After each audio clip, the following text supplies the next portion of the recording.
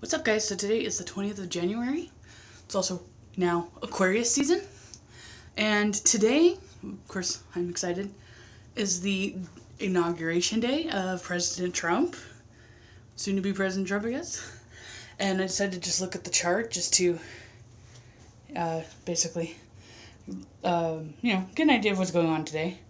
Obviously, some people know that I've mentioned a couple of things that it looks like there might be, an attempt of danger to his life. Not today, but, in the future. I mean, obviously kind of being an unofficial death astrologer, I guess. That's something that I obviously automatically see and look for.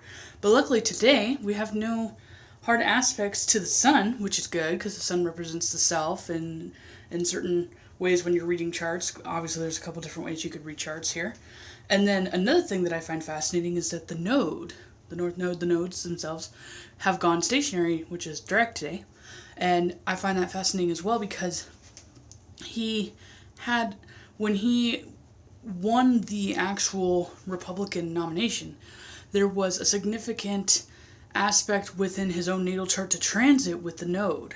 Actually, that was supposed to be like one of his key aspects for that Fedoria. It's the medieval interpretation transit events. So, and then another thing, I always forget what it's called, the main aspect pattern, but there's wake up, tablet. There's the trine between Mercury and the node that is now going direct, and then there's a sextile with the moon. So in mundane astrology or in political astrology, the moon is supposed to represent the people specifically, and it being in the 7th house, that just overemphasizes that it has to do with the people.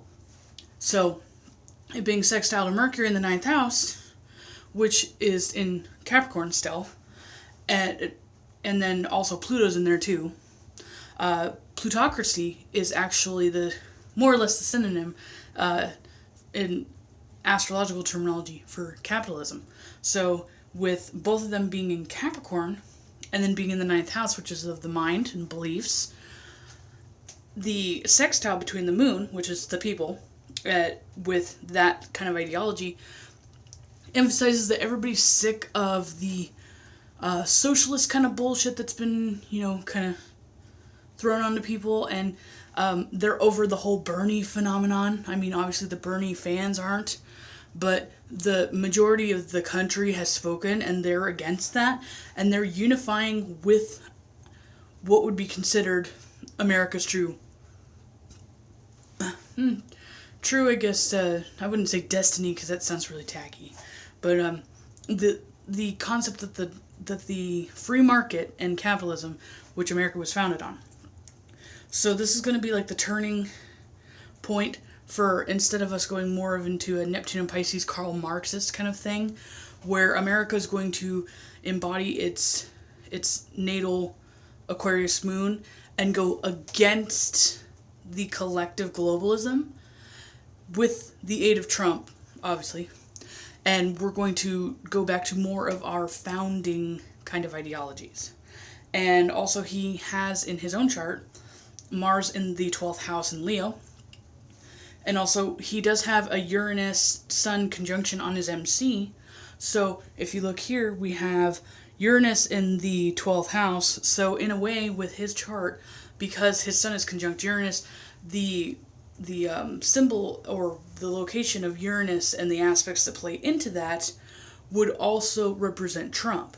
So we still have a square with Pluto off and on here and there. So Pluto is supposed to be power of the establishment, specifically, again, with the plutocracy kind of thing. So he is challenging the establishment in more ways than one. And because he's in the 12th house, when I say he, I mean Uranus, he has the upper advantage here. So he's coming into this job at the inauguration, and I'm sure way beyond that, being elusive, and people aren't going to know exactly what he's going to do. And that's exactly kind of the rhetoric that everybody's been talking about on the news, I guess. I don't really watch the news, social media or whatever. I saw MSNBC a minute ago, and oh my god, the lady looked like she was crying. I was really astonished. But anyway, so other than that, we have Mars that's teetering on the edge of the 11th house. So what that signifies is as we go into the actual ceremony of the inauguration, the only thing I find concerning with that is that we almost have a Venus-Mars conjunction. Because there are no hard aspects to the sun, and specifically to Uranus, which would be another manifestation of Trump in this case, I don't see anything happening to him today specifically, but because of that Mars-Venus almost conjunction, and then it going into the 11th house, and then if you guys have noticed kind of the volatile temperament with Mars being in Pisces in general, there's going to be a lot of conflict and altercations within the public, specifically today.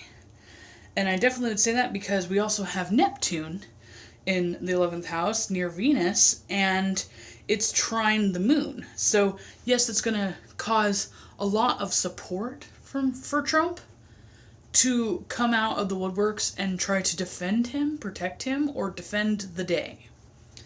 But because there is still opposition, assuming the whole Pluto thing, because Pluto is actually sextile with Venus, that would mean that the relations or the people in general, when I say people, I mean like collectively anybody you associate with, because that's a 12th, not a 12th house, a second house relation, that there's going to be some clashing going on with that. I also think it's very interesting that Saturn is in the 8th house today, because the 8th house is the house of death, and Saturn essentially symbolizes the establishment.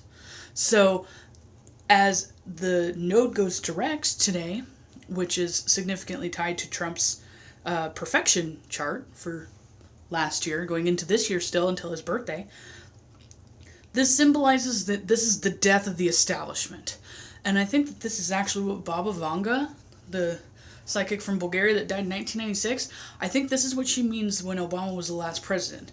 I was really concerned, especially with Neptune square Saturn last year. I was getting kind of paranoid that was going to be the annihilation of the United States. But I think what it means is actually it's going to be the annihilation of the monstrosity that it was to develop, that the founding fathers, Benjamin Franklin, Thomas Jefferson, were in fear of would happen the next time that Pluto was in Capricorn, which has now obviously back then was the American Revolution. Pluto, essentially back then, was the British monarch, and the Uranus manifestation, or the people in general, which would also be which would also translate from the Aquarius moon in the chart of the United States, decided to revolt against the monarch and do their own thing. Now, in this context, today, the monster that has turned into the American establishment, the media and the government together, is now the modern manifestation of the British monarch and the people, with Trump leading the way, is the freedom kind of reincarnate energy that Aquarius moon represents. And that's also why the Uranus-Pluto square is a significant alignment that has everything to do with Trump. And also one of the key factors of how I predicted his win for the election. So, everybody be safe today, especially if you're down in Washington, D.C. And, yeah, haters gonna hate. Because a lot of people gave me a lot. I actually got threats too, but a lot of opposition for even coming out and saying that Trump would win. And I'm sure I'll get opposition for this, and I'm sure I'll get opposition for the fact that I said that I'm going to now say, if I haven't said this before, that Trump is going to make America great again. I'm just going to be tacky. And he's actually going to make so many significant positive changes to the United States that he will probably go down in history as one of the most influential, uplifting presidents of our time. Have a good Friday, guys. See ya.